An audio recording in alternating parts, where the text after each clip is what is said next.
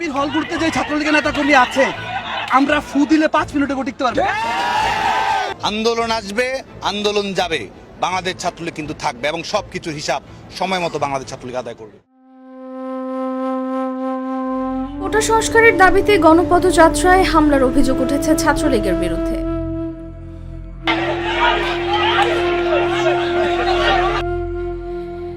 কতটুকু অশ্রু গড়ালে হৃদয় জলে সিক্ত,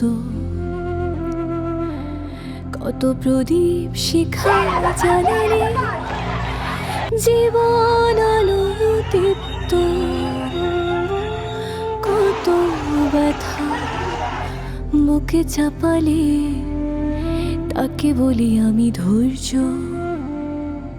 নির্মমতা কত দূর হলে জাতি হবে নির্লজ্জ।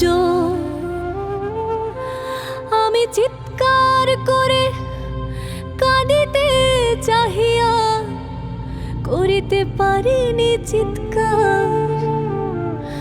আমি চিৎকার করে কাঁদিতে চাহিয়া করিতে পারিনি চিৎকার।